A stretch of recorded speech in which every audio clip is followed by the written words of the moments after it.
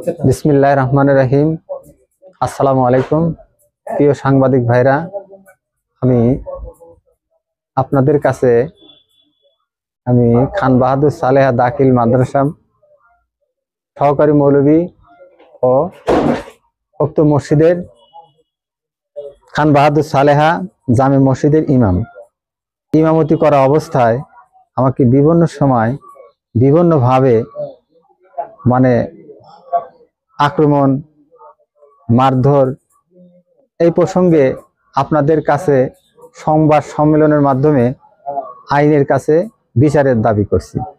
আমি লিখিত বক্তব্যটা পাঠ করতে যাচ্ছি। মসজিদটি নির্মাণ সম্পূর্ণ আর্থিক সহায়তা দান করেন খান কুদরতি সাকলাইন, তার ও স্ত্রী প্রাক্তন অতিরিক্ত সচিব বেগম নাজমা খানম এবং পরিবারের অন্যান্যরা। মসজিদটি সম্পূর্ণ মাদ্রাসার রেকর্ডীয় জমিতে অবস্থিত, যার খতিয়ান নম্বর 1201 এবং দাগ নম্বর 1842, 5 শতাংশ। 2020 সালের মাদ্রাসার জমিতে মসজিদটি নির্মাণ কাজের শুরু থেকে ইকবাল কায়েস, নয়ন এবং রায়হান জড়িত ছিল। মসজিদ নির্মাণকালে ইকবাল কায়েসের কাছে মসজিদ নির্মাণের কাজের অর্থ জমা থাকায় সে তার চাচা রাশেদ এবং রায়হান মসজিদের বেশ কিছু টাকা আত্মসাৎ করায় মসজিদের নির্মাণ কাজ থেকে তাদের বিরত রাখা হয়। এতে তারা ক্ষিপ্ত হয়ে মসজিদের বিরোধিতা করতে থাকে।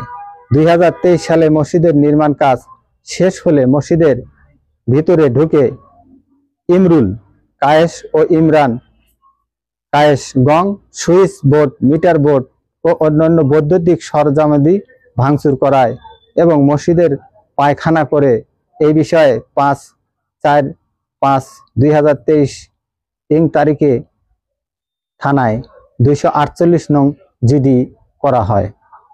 আমার প্রাণনাশের হুমকি দিয়ে কিল ঘুষি মেরে মসজিদের গেটের চাবি নিয়ে মসজিদ তালাবদ্ধ করে।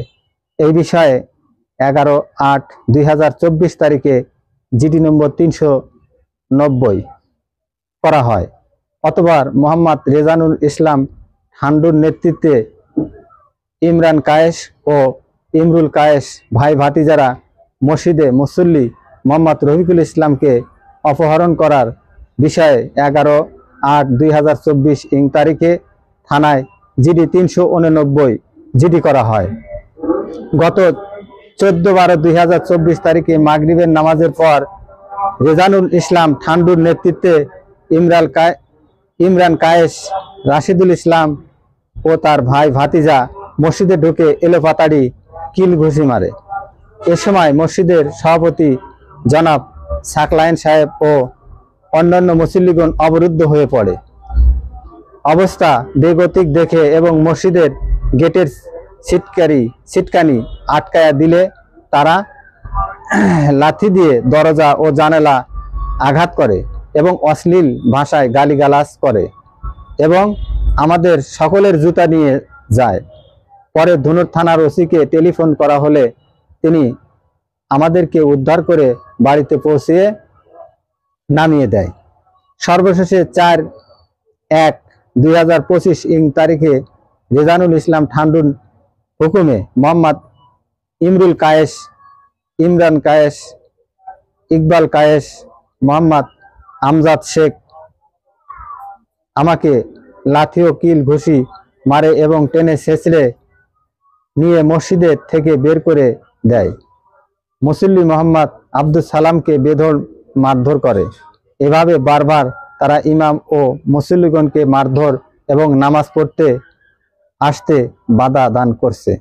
আমাকে হত্যাসহ মারধরের ভয় দেখায় বিধায় আমি মসজিদের ইমামতি করতে পারছি না। এমতো অবস্থায় সংবাদ সম্মেলনের মাধ্যমে আমরা প্রশাসনের নিকট ধুনট উপজেলায় বিশ্বরিগাছা গ্রামের খান বাহাদুর সালেহা জামে মসজিদে ভাঙচুর ও আক্রমণ করে ধর্মীয় অনুভূতিতে আঘাতকারী ইমাম মুয়াজ্জিনকে মারধরকারী এবং মসজিদে তালা প্রদানকারী রেজানুল ইসলাম ঠান্ডুর সন্ত্রাসী ভাই ভাতিজা রাশেদ, রায়হান, ইমরুল, এনামুল, নয়ন ও রনির গ্রেফতার ও দৃষ্টান্তমূলক শাস্তির দাবি করছি। বিনীত মোহাম্মদ, আমি আব্দুল মান্নান।